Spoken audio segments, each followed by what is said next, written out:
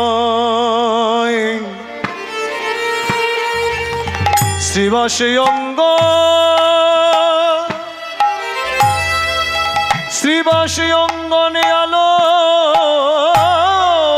করে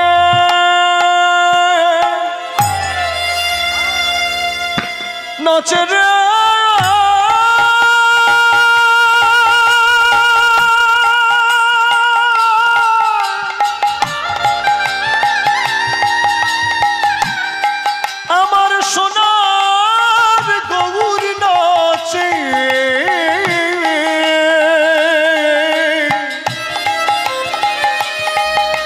মধুময় শ্রীবাসী অঙ্গ শ্রীবাসী অঙ্গনে আলো করে নাচে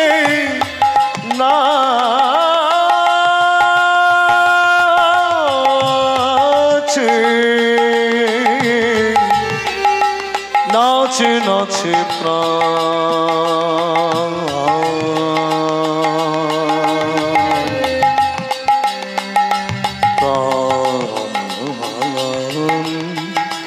প্রাণে গৌরী আমার আহা মরি রে আহা মরি রে আহা মরি রে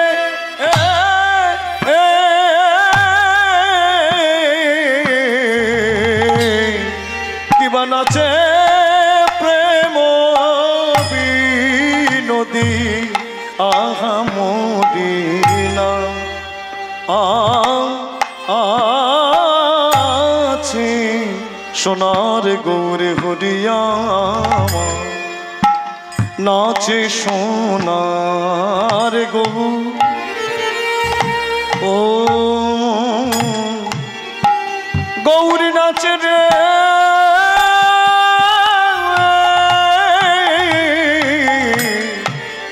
দুটি হে মেদণ্ড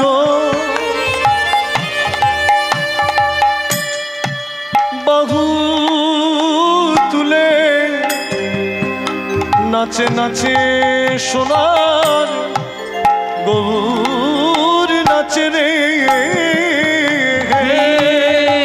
দণ্ড বাহু তুলে নাচে নাচে সোনার গৌর নাচে মুখে হরি হরি হরি বলে নাচে নাচে সোনার গৌর নাচে রে হরি হরে হরি বল হরি বল বলে নাচে নাচে সোনার গৌর নাচে হরি হরি হরি বলে নাচে নাচে সোনার গৌর নাচে ওই শ্রীবাসী অঙ্গনে আলো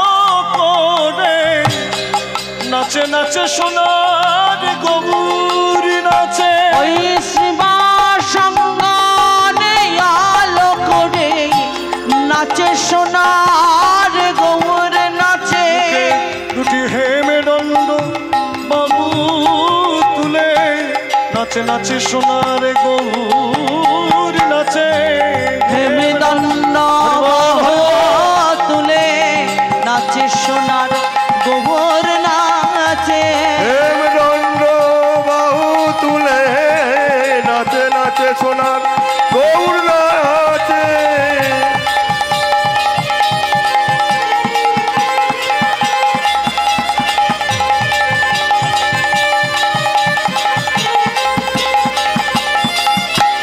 হরে হরে হরে বলে নাচে সোনার গৌর নাচে হরে হরে হরে বলে নাচে সোনার গৌর নাচে চাঁদ চাঁদ নাচিছে, চাঁদ নাচিছে, চাঁদ নাচিছে, চাঁদ নাচিছে, শ্রীবাসের ভাগ্যাকাশে চাঁদ নাচিছে, বাসের ভাগ্যাকাশে চাঁদ নাচিছে।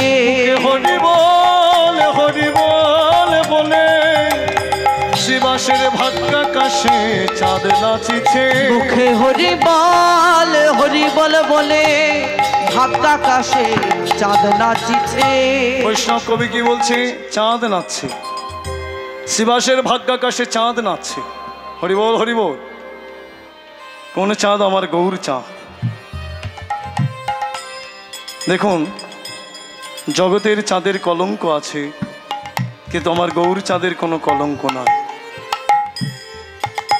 জগতের চাঁদ গগনে উদয় হয়ে জগৎকে আলোকিত করতে পারে, কিন্তু জীবের ঘরের অন্ধকার দূর করার শক্তি তার নেই।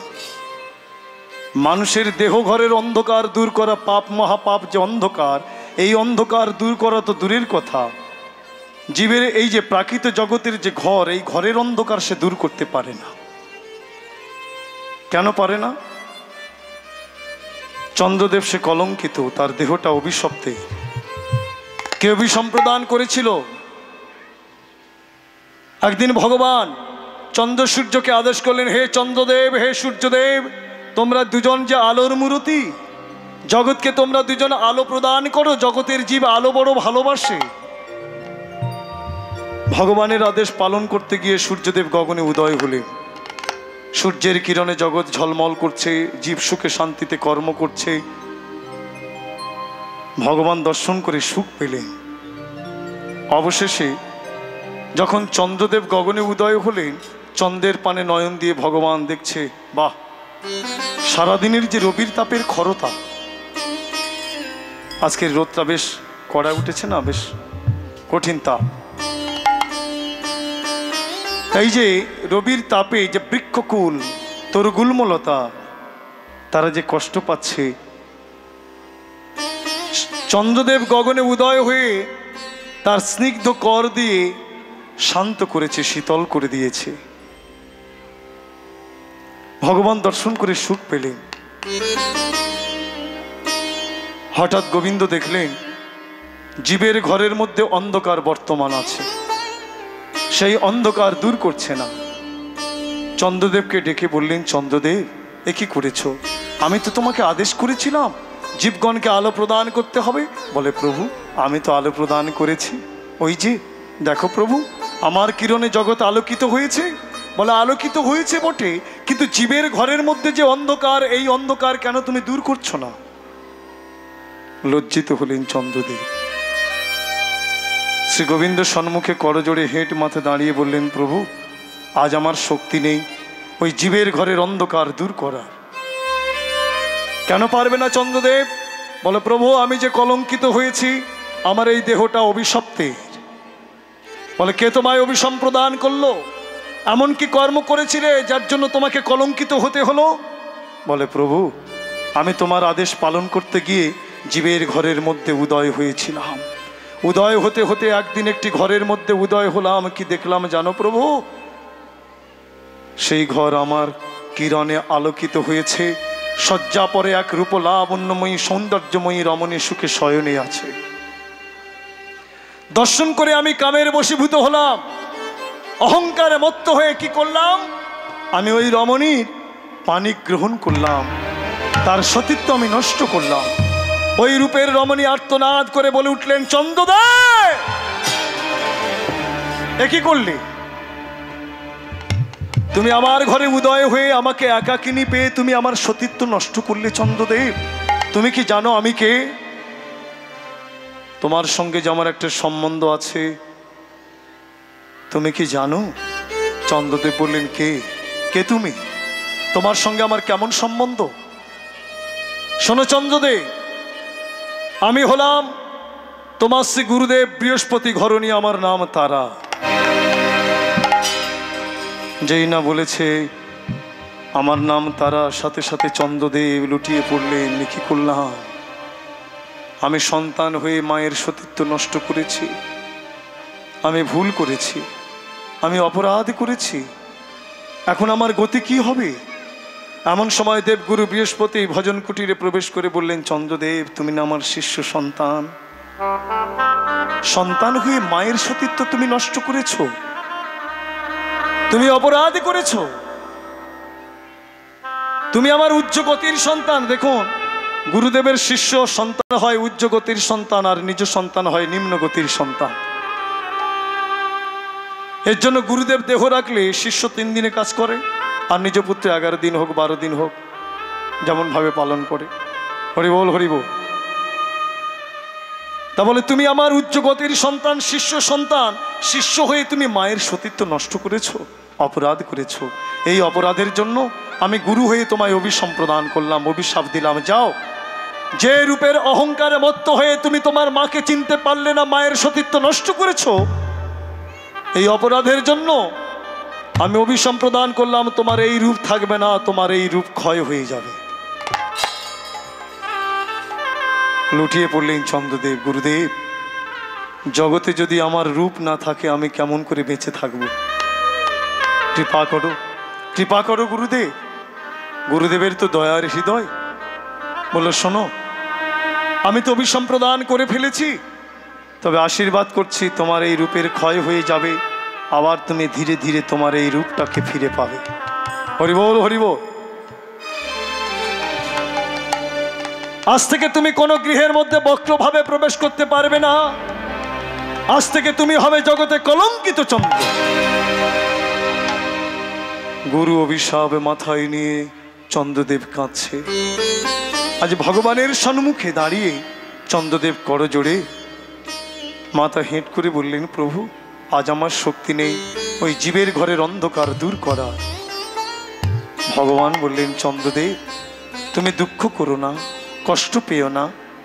দেখো চন্দ্রদেব, তোমার কষ্ট আমি অনুভবে করেছি। তুমি কলঙ্কিত হয়েছো, তোমার শক্তি নেই জীবের ঘরের অন্ধকার দূর করা। আমি ভগবান, আমি জগদীশ্বর।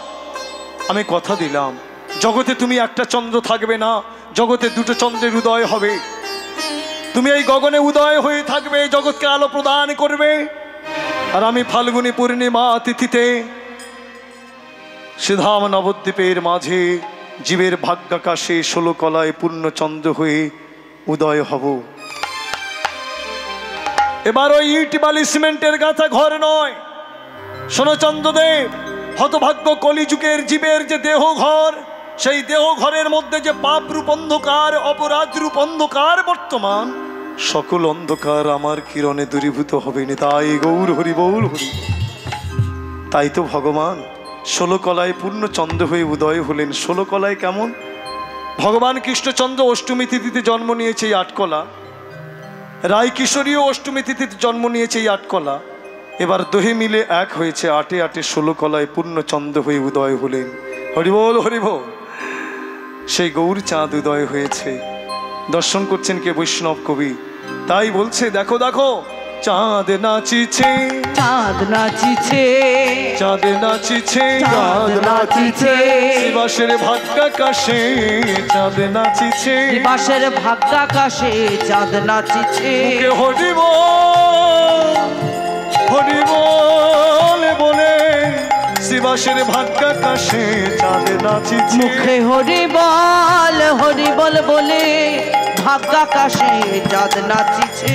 এক ভক্ত প্রশ্ন করলেন, শোনো শোনো, তুমি যে বলছো চাঁদ নাচছে, চাঁদ যখন গগনে উদয় হয় চাঁদের পাশে অসংখ্য তারা থাকে, তা চাঁদ যখন নাচছে, তা তোমাকে একটা কথা জিজ্ঞাসা করি, বলো তো, তারা নাচে না, তারা নাচে না, তারা নাচে না, তারা নাচে না, চাঁদকে ঘিরে ঘিরে তারা নাচে না, ঘিরে ঘিরে তারা নাচে না, চাঁদকে ঘিরে ঘিরে তারা নাচে না, চাঁদকে ঘিরে ঘিরে তারা নাচে না। হ্যাঁ হ্যাঁ গো, তারাও নাচছে, তারা নাচিছে, তারা নাচিছে, তারা নাচিছে, তারা নাচিছে, চাঁদকে ঘিরে ঘিরে তারা নাচিছে, চাঁদকে ঘিরে ঘিরে তারা নাচিছে, চাঁদকে ঘিরে ঘিরে তারা নাচিছে। চাঁদকে ঘিরে ঘিরে তারা নাচিছে। তারা কারা? যে যারা চাঁদকে ঘিরে নাচছে, যারা গৌর প্রেমে সাগরে চাঁদকে ঘিরে ঘিরে তারা নাচিছে। প্রেম সাগরে ডুব দিয়েছে, ঘিরে ঘিরে তারা নাচিছে। প্রেম সাগরে ডুবি দিয়েছে, গৌর তোমার হলাম বলে। প্রেম সাগরে ডুব দিয়ে মন প্রাণ নিবেদন করেছে। প্রেম সাগরে ডুব দিয়ে গৌর তোমার হলাম বলে। প্রেম সাগরে ডুব দিয়ে গৌর তোমার হলাম বলে। প্রেম সাগরে ডুব দিয়ে চাঁদকে ঘিরে ঘিরে তারা নাচিছে। এখনো সেই সেবা সঙ্গনে আমার গৌরী নাচে রে।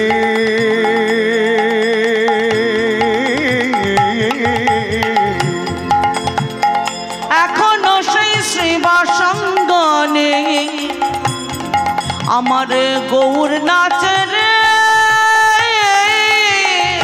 গৌর নাচে রে আমার নিতাই নাচে রে। গৌর নাচে রে আমার নিতাই নাচে রে। এখনো সেই সেবা সঙ্গনে গৌর নাচে রে। এখনো সেই সেবা সঙ্গনে গৌর নাচে রে। হরি নামের ধ্বনি শুনি উজানে বহে সুর ধুনি। হরি নামে ধ্বনি শুনে ও জান বহে সুরধ্বনি। হরি নামের ধ্বনি শুনি উজানে বহে সুর ধুনি। হরি নামের ধ্বনি শুনি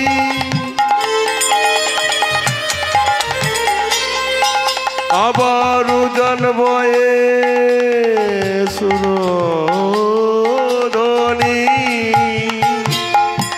ওই তরঙ্গের উপর তরঙ্গ তুলে। তরঙ্গ তুলে তরঙ্গের উপর তরঙ্গ তুলে। তরঙ্গের উপর তরঙ্গ তোলে। পতিতি পাবনি গঙ্গা নাচে। এখনো সেই শিবা সঙ্গনে গৌর নাচে রে। এখনো সেই শিবা সঙ্গনে গৌর নাচে রে। হরি বল হরি বল। অন্তরঙ্গ শনে করেন প্রভু রস আস্বাদন, বহিরঙ্গ শনে করেন প্রভু নাম সংকীর্তন। আজ ভক্তকে দুই ভাগে ভাগ করেছে, এক অন্তরঙ্গ ভক্ত আর বহিরঙ্গ ভক্ত। আপনারা আমাকে প্রশ্ন করতে পারেন যে বাবা, শ্রীধাম নবদ্বীপের মাটিতে আমার গৌর ভগবান অবতীর্ণ হয়ে জাতি ভেদাভেদ করলো না, সকল জাতিকে করেছে একাকার, তবে তিনি কেন আজকের এই ভক্তকে দুই ভাগে ভাগ করলেন, এক অন্তরঙ্গ ভক্ত আর এক বহিরঙ্গ ভক্ত? আগে আমাদের জানতে হবে অন্তরঙ্গ কারা আর বহিরঙ্গ কারা। শ্রীধাম নবদ্বীপবাসী যারা গৌর রূপ নয়নে দর্শন করেছে, গৌর নাম তারা কর্ণে শ্রবণ করেছে, কিন্তু মনটা প্রাণটা গৌর চরণে হা গৌর তোমার হলাম বলে গৌর চরণে নিবেদন করতে পারেনি। তাই এরা হয়েছে বহিরঙ্গ। আর অন্তরঙ্গ কারা? গৌর হরি রূপ দর্শন করে, গৌর নাম শ্রবণ করে, দেহ মন প্রাণ হা গৌর তোমার হলাম বলে গৌর চরণে নিবেদন করেছে। গৌর হরির ভগবত্বতাকে অনুভব করেছে যে ইনিই তো সেই ব্রজের ব্রজেন্দ্রনন্দন। গৌর চরণের সেবায় রত হয়েছে, এরাই হয়েছে অন্তরঙ্গ। রাধে রাধে। দেখুন বাবা, অন্তরঙ্গ শনে করেন প্রভু রস আস্বাদন। হ্যাঁ, অন্তরঙ্গ ভক্তদের নিয়ে আজ ব্রজের সেই গোপন রসটা, ব্রজ প্রেমটা ভোগ করছে।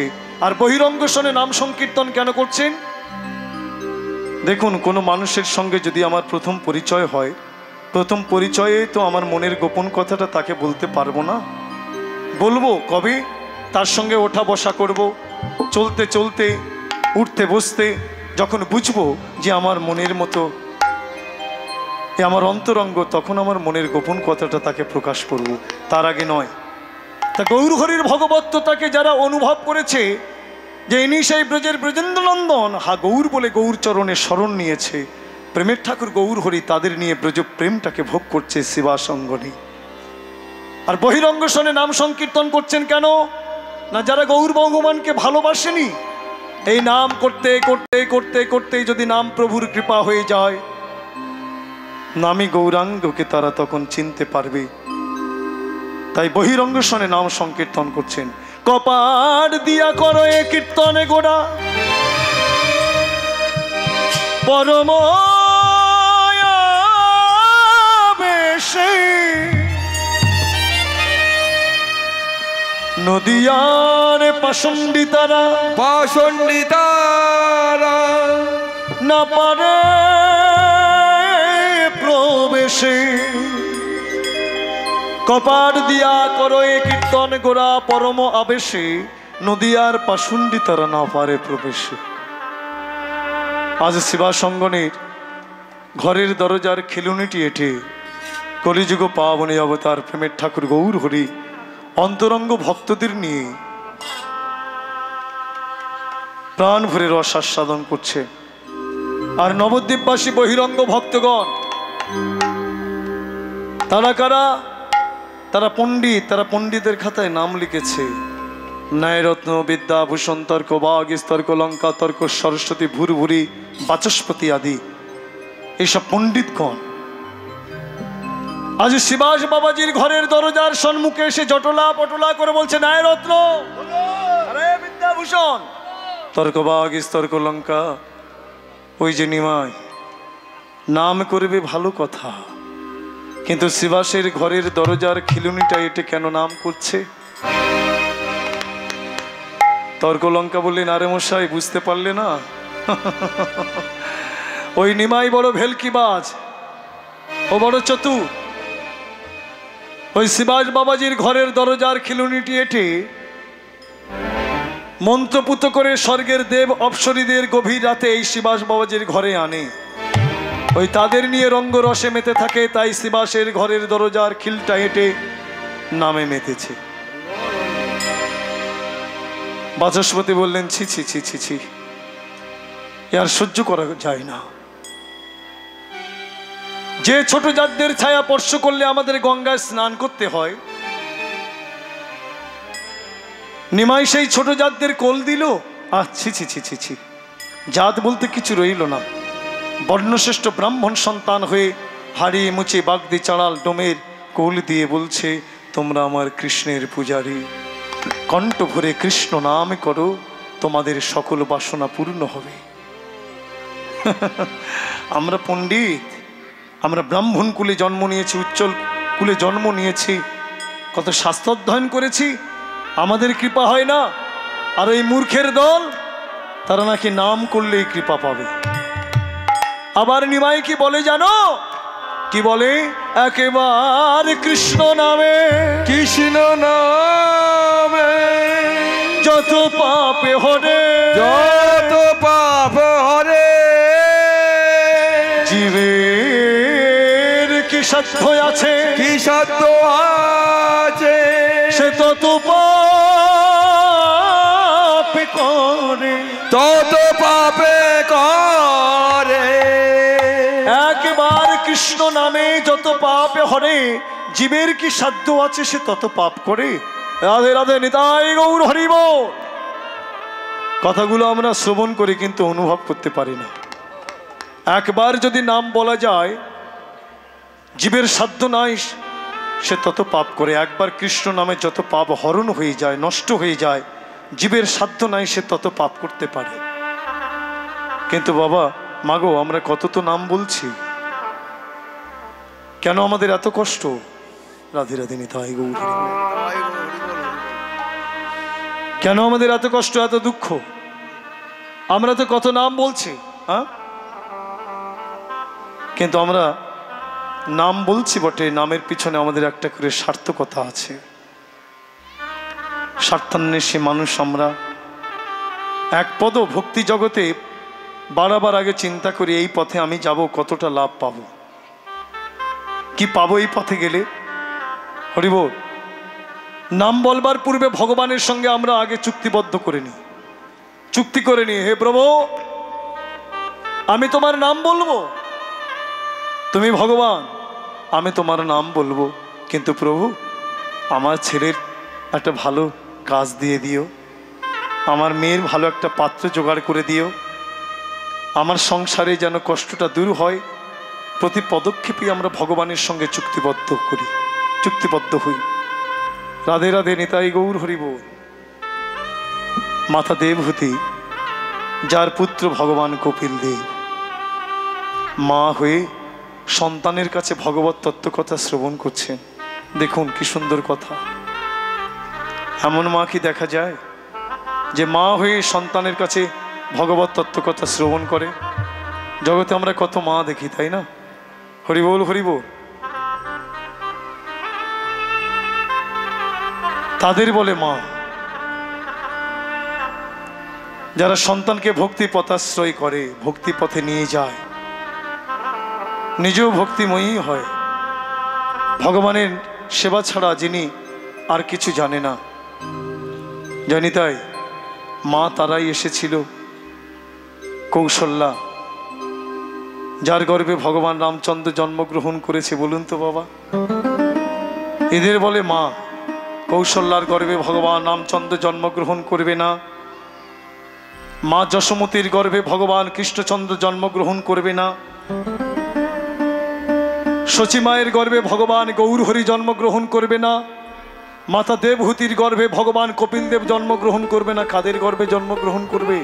আমরা দেখি বর্তমান দিনে যদি কোনো অনুষ্ঠান হয়, আমাদের গ্রামের মায়েরা পেট পুরে বোতল খেয়ে ধেই ধেই ধেই ধেই করে নাচে।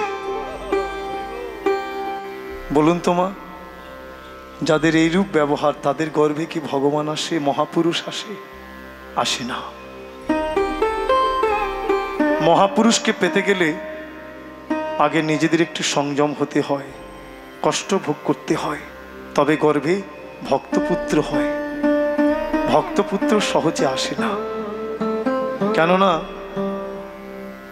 যখন মাতৃগর্ভে সন্তান আসে না, 6 মাস যখন বয়স হয়ে যায়, তখন থেকে কিন্তু সন্তানের শিক্ষা শুরু হয়ে যায়।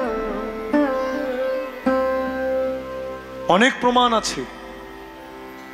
ভক্ত প্রহ্লাদ 5000 বছর মাতৃগর্ভে ছিল। ওই মায়ের গর্ভে বসে থেকে থেকে নারদের মুখে ভগবান শ্রী হরিনারায়ণের গুণকীর্তন শ্রবণ করে তবেই না ভক্ত হয়েছে।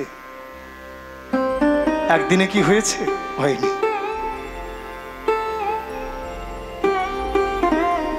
অষ্টবক্রমণি মাতৃগর্ভে বসে থেকে যখন 6 মাস বয়স হলো,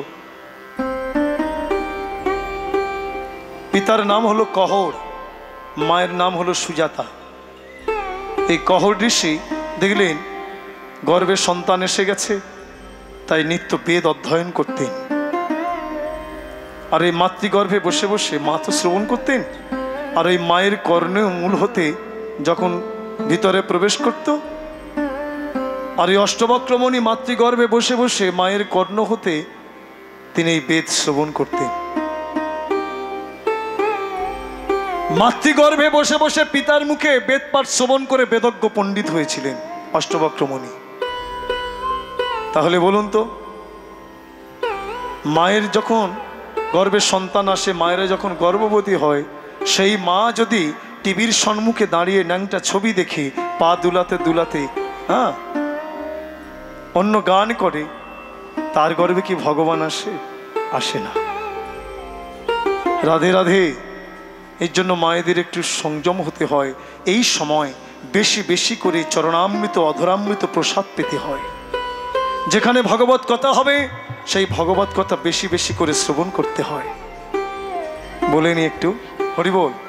এই যে পিতা কহর, তিনি নিত্য বেদ পাঠ করতেন। একদিন বেদ পাঠ করতে করতে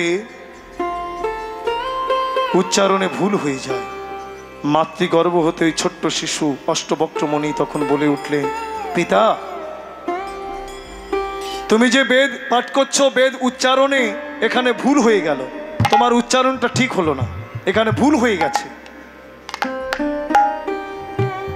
কহর তখন রেগে গিয়ে বললেন, আরে তুই না আমার সন্তান, এখনো তো জগতের আলো দেখিসনি, মাতৃগর্ভে আছিস, এই মাতৃগর্ভে বসে থেকে পিতার ভুল দেখছিস, তাহলে জগতে এলে তুই কি করবি? তোর এত অভিমান অহংকার, যা তোকে আমি অভিশাপ দেব। অভিশাপ দিলেন যে তোর অঙ্গের 8টা স্থান বাঁকা হয়ে যা।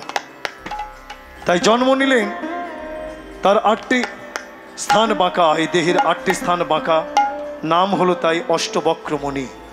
হরিবোল। কিন্তু অভাবের সংসার, কহর কিছুতেই সংসার টানতে পারছে না, বড় কষ্ট বড় দুঃখ এই সংসারে। একদিন সুজাতা বললেন, দেখো ওই জনক রাজার গৃহে বন্দি নামে এক পণ্ডিত এসছে, যার সঙ্গে তর্ক যুদ্ধ করে কেউ যদি জয়লাভ করতে পারে তাহলে জনক রাজা তাকে প্রচুর অর্থ দান করবে। যাও না, তুমি তো বেদজ্ঞ পণ্ডিত, যদি তুমি যুদ্ধে জয়লাভ করতে পারো তাহলে অর্থ তো জনক রাজা দেবে, আর সেই অর্থ পাওয়ার সাথে সাথে আমাদের সকল দুঃখ কষ্ট দূরে যাবে। কহর গেলেন, বন্দির সঙ্গে তর্ক বসলেন। নিয়ম ছিল এই তর্কযুদ্ধে যে পরাজিত হবে তাকে জলে ডুবিয়ে মারা হবে, এটাই নিয়ম। তা কহর বন্দির সঙ্গে যখন তর্ক যুদ্ধে বসলো, তর্ক করতে করতে যুদ্ধে পরাজিত হলো, আর ওই কহরকে জলে ডুবিয়ে মারলেন। কহর মারা গেল। মা সুজাতা কি করবে? অভাবের সংসার, ছোট্ট শিশুকে নিয়ে কি করবে? বাপের বাড়িতে চলে গেলে। আর এই অষ্টবক্রমণি মামার সঙ্গে খেলা করে। তখনকার দিনের তো মামার বয়স ভাগনার বয়স বেশি দিনের তফাৎ হতো না, প্রায় কাছাকাছি, একসঙ্গে খেলা করত।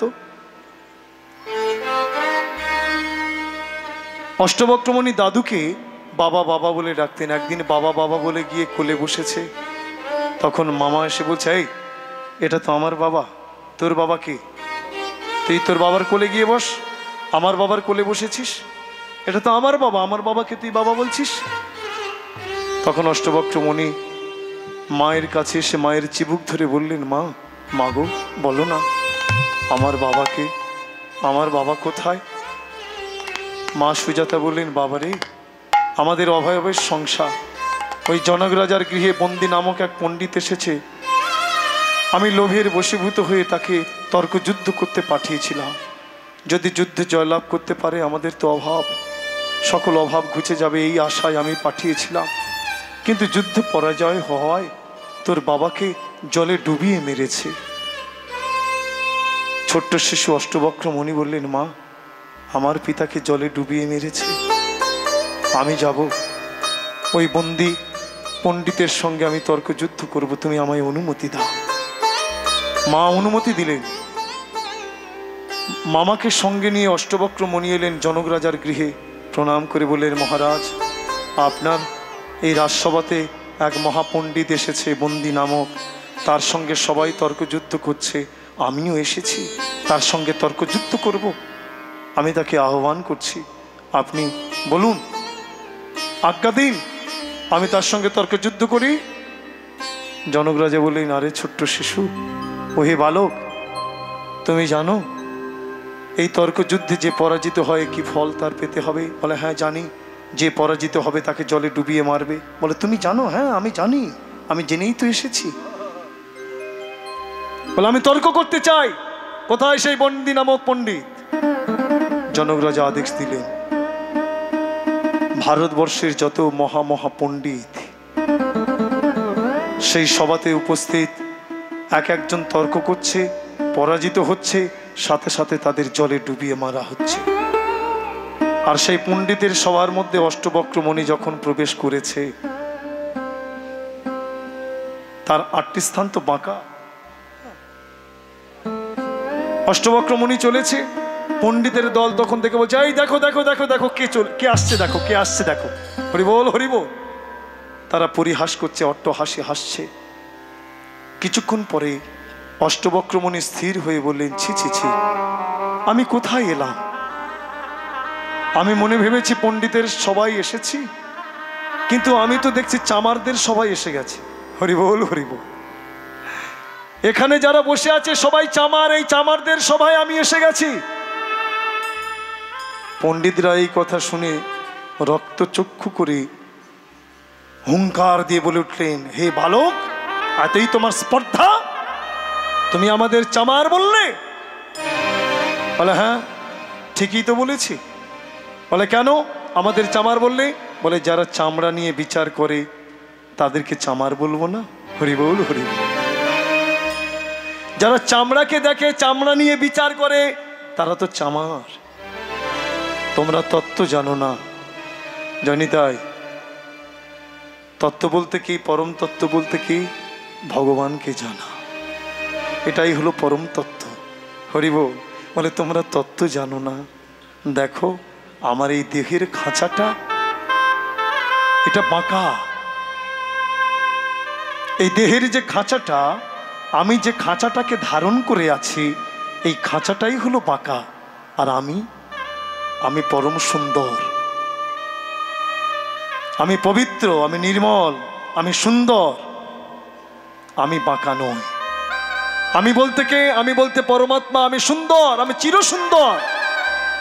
আমার বৃদ্ধা নেই, বৃদ্ধ নেই, আমার লয় নেই, ক্ষয় নেই, আমি চির সুন্দর।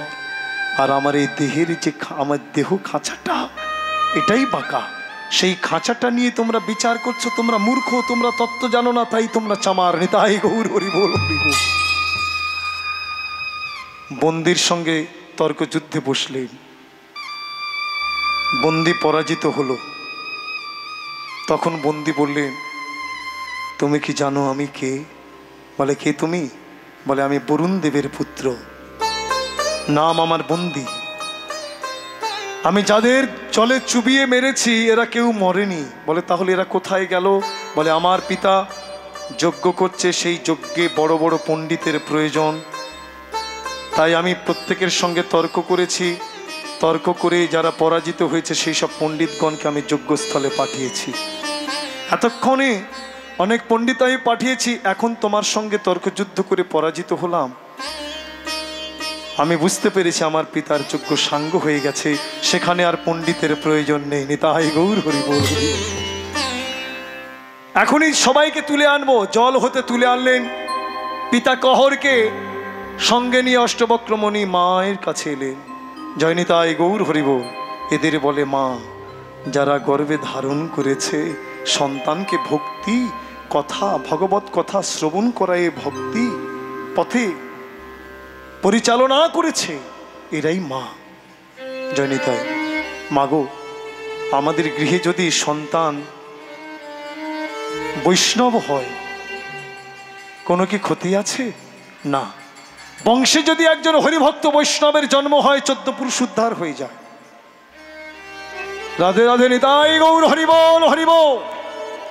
তাই মাতা দেবহূতি ভগবান কপিল দেবের কাছ থেকে মা হয়ে ভগবত তত্ত্বকথা শ্রবণ করছে।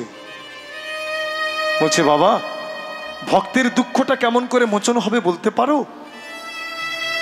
ভগবান কপিল দেব বললেন, মা, ভক্তের দুঃখটা আপনা থেকেই মোচন হয়ে যায়। বলে কিভাবে?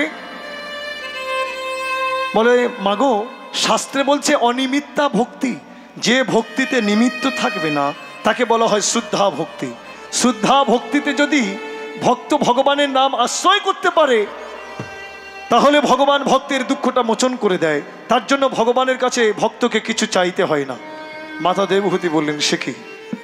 ভক্ত যদি ভগবানের কাছে কিছু না চাইবে তাহলে দুঃখটা মোচন হবে কেমন করে? বলে মা, আপনা থেকেই মোচন হয়ে যায়। বলে আরো পরিষ্কার করে বলি, শোনো মা, আমাদের দেহের মধ্যে পঞ্চকোষ আছে। প্রাণময় কোষ, মনোময় কোষ, বিজ্ঞানময় কোষ, ভোগময় কোষ, আনন্দময় কোষ। এই পঞ্চকোষকে যারা যোগ সাধনা করে যোগের দ্বারাই জীর্ণ করার চেষ্টা করে, আর জীর্ণ হলেই তাদের যোগ সিদ্ধ হয়ে যায়।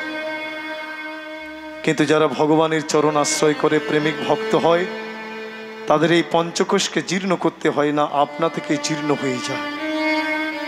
মাতা দেবহূতি আবার জিজ্ঞাসা করলেন, কেমন ভাবে জীর্ণ হবে বাবা? বলে মা, আমরা যখন খাদ্য খাই, রুটি হোক অন্ন হোক, খাদ্য খাবার পরে আমাদের এই উদরের মধ্যে চলে যায়।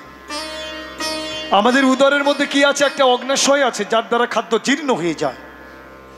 আচ্ছা বলুন তো বাবা, খাদ্য খাবার পরে আমরা কি উদার অগ্নির কাছে করজোড়ে বলি, হে উদার অগ্নি, আমি তো খাদ্য খেয়েই ফেলেছি, তুমি আমার খাদ্যকে জীর্ণ করে দাও? কি আমরা বলি? যদি কেউ বলে, বললেও হবে, আবার না বললেও হবে। এটা উদারগ্নির স্বভাব, খাদ্যকে জীর্ণ করে দেওয়া। তেমনি যারা প্রেমিক ভক্ত হয়, অনেকেই ভগবানের কাছে কিছু চায়, চাইলেও হবে, না চাইলেও হবে। যদি প্রেমিক ভক্ত হয়, শ্রদ্ধা ভক্তিতে যদি নাম আশ্রয় করে থাকে, ভক্তির দুঃখটা ভগবান ওই উদার অগ্নির মতো মোচন করে দেয়। নিতাই গৌর হরি গৌর হরি।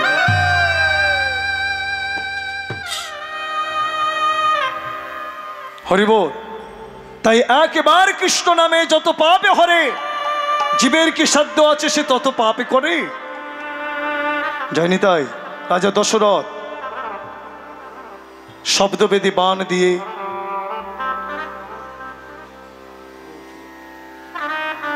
আসুক।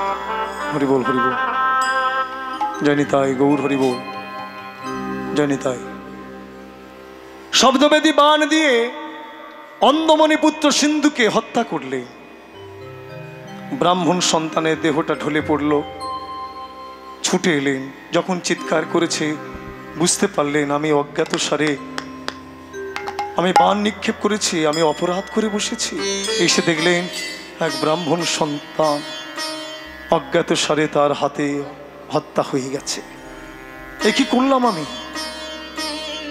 সিন্ধু বললেন আমার পিতামাতা বড় পিপাসিত, তাদের বড় কষ্ট, আমি জল নিতে এসেছিলাম, আমার পিতামাতার কাছে নিয়ে চলো। সিন্ধুর দেহটা ঢলে পড়ল। রাধে রাধে নিতাই গৌর হরিবোল হরিবোল। যখনই ঢলে পড়েছে, রাজা দশরথ সিন্ধুর দেহটা কোলে নিয়ে এলেন কোথায়? অন্ধমণির কাছে। নিতাই গৌর হরিবোল হরিবোল। মাগুল উদ্ধনি জয়ধ্বনি হরিবোল। নগর ভ্রমর করে আমার গৌর এলো ঘরে, নগর ভ্রমর করে গৌর এলো ঘরে, নগর ভ্রমণ করে গৌর এলো ঘরে, নগর ভ্রমণ করে আমার গৌর এলো ঘরে, গৌরী এলো ঘরে আমার, নিতাই এলো ঘরে, গৌর এলো ঘরে আমার, নিতাই এলো ঘরে, এলো এলো সচির নয়নে তারা, সচির নয়ন তারা, এলো সচির নয়নে তারা, এলো সচির নয়ন তারা, নগর ভ্রমণ করে এলো এলো সচির নয়নে তারা, নগর ভ্রমণ করে এলো সচির নয়ন তারা, হরি নামে বিলায় এলো এলো সচির নয়নে তারা, হরি নাম বিলাই এলো সচির নয়ন তারা, হরি নামে বিলায় এলো এলো সচির নয়নে তারা, হরি নাম বিলাই এলো সচির নয়ন তারা, নগর ভ্রমণ করে গৌরী এলো ঘরে, নগর ভ্রমণ করে গৌর এলো ঘরে, গৌরী এলো ঘরে আমার, নিতাই এলো ঘরে, গৌর এলো ঘরে আমার, নিতাই এলো ঘরে, গৌরী এলো ঘরে আমার, নিতাই এলো ঘরে, গৌর এলো ঘরে আমার, নিতাই এলো ঘরে, এসে সচি মাতা গৌরী নীল কোলে, এসে সচি মাতা গৌর নীল কোলে, এসে সচি মাতা গৌরী নীল কোলে, এসে সচি মাতা গৌর নীল কোলে, অনিমিখ নয়নে বদননে হারে, অনিমিখ নয়নে বদনে হারে, আদরে করে কোলে দিল, আদর করে কোলে দিল, আদরে করে কোলে নিল, আদর করে কোলে নিল, কেঁদে কেঁদে সচি মাতা বলে বলে কে বা ধুলা দিল রে, কে বা ধুলা দিল রে, কে বা ধুলা দিল রে, কে বা ধুলা দিল রে, কবে নিমাই তোরে সোনার অঙ্গে, কে বা ধুলা দিল রে, নিমাই তোর সোনার অঙ্গে, কে বা ধুলা দিল রে, বলে নরহরি তুই কোথায় ছিলি, নরহরি তুই কোথায় ছিলি, নরহরি তুই কোথায় ছিলি, নরহরি তুই কোথায় ছিলি, তোর হাতে হাতে সপেছিলাম, নরহরি তুই কোথায় ছিলি, তোর হাতে হাতে সপেছিলাম, নরহরি তুই কোথায় ছিলি, আর ধেয়ে এসে সচি মাতা গৌর নীল কোলে, আমার এসে সচি মাতা গৌর নীল কোলে, সুবাস সুবাসিত জলে শচী বদন পাখালে, সুবাসিত জলে শচী বদন পাখালে, কত যতন করে ধুয়ায়ে দিল, কত যতন করে ধুয়ায়ে দিল, কত যতন করে ধুয়ায়ে কত দিল, যতন করে ধুয়ায়ে দিল, প্রাণ গৌরাঙ্গের বদন খানি যতন করে ধুয়ায়ে দিল, প্রাণ গৌরাঙ্গের বদন খানি যতন করে ধুয়ায়ে দিল, নয়নে জলে বদনে ভাসে কত যতন করে ধুয়ায়ে দিল, নয়ন জলে বদন ভাসে যতন করে ধুয়ায়ে দিল, সুবাসিত জলে শচী বদন পাখালে, সুবাসিত জলে শচী বদন পাখালে, ও পাতল চিরিয়ানি বদন মুছালে, পাতল চিরিয়ানি বদন মুছালে, কত আদর করে মুছাই কত দেয়, আদর কোলে মুছায়ে দেয়, আমার শচী মাতা কত আদর করে মুছাই দেয়, আমার শচী মাতা আদর করে মুছায়ে দেয়, নয়ন জলে বদনে ভাসে, নয়ন জলে বদন ভাসে, শচী মায়ের আমার নয়ন জলে বদনে ভাসে, শচী মায়ের আমার নয়ন জলে বদন ভাসে, পাতল চিরিয়ানি বদন মুছালে, পাতল চিরিয়ানি বদন মুছায়ে, হরিবল হরিবল।